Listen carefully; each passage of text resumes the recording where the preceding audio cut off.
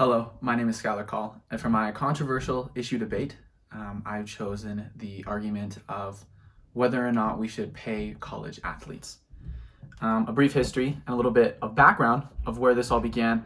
There have been many instances where this topic has been discussed throughout time as this topic has been began to be brought up. There are plenty of instances as this topic has begun to be brought up over time.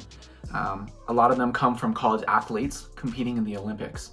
Like a really big one was in 2016, a swimmer from the University of Texas got gold for Singapore and was bonused by the country $740,000 for his performance in the Olympics. Another example is back in 2010, the Clemson quarterback Kyle Parker was given a baseball signing bonus while serving as the quarterback in 2010, was given a bonus of $1.4 million as well as these little bonuses for the different activities. So as we can see, this has been a topic that has been bounced around, not specifically paying college athletes, but more for their athletic performance.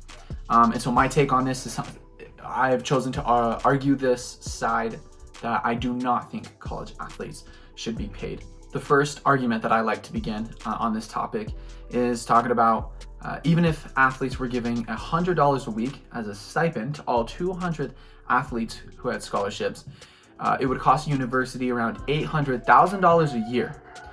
This would also result in smaller, less profitable programs would not be able to afford to pay athletes without other budget cuts. So simply, this is obviously a very expensive thing. This is only $100 a week stipend, which is in itself not a lot of money.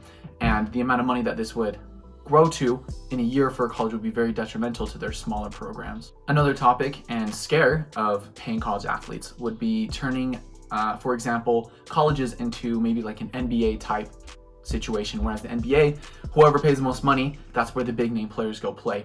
And if this were a similar situation for colleges, there would be an issue of having, our 5 or 6 main colleges recruiting some of the best athletes simply because they pay the most, making in a sense like a monopoly for some of these players. This is something that already occurs, but I believe that with continued funding of their performances, this would only increase. The next issue with this topic is who gets paid.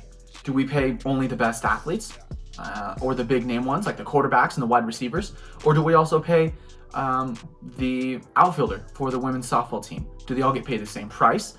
Do every athlete, whether they play on the bench or they're a starting player, does everybody get paid? Who gets paid more? Who gets paid less? This in and of itself continues to bring up controversy of equality and making sure that it's fair for everyone, which simply that would not be the outcome.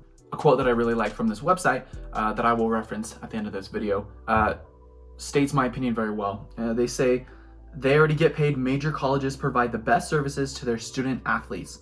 As athletes, they are not held to the same standard as other students. The biggest universities give the athletes the best gyms to work out in, free health insurance for injuries, transportation, food, equipment, and most importantly, free tuition." So the problem is would these college athletes rather not get all of these benefits like free insurance and these free meal plans and the best gyms and get paid?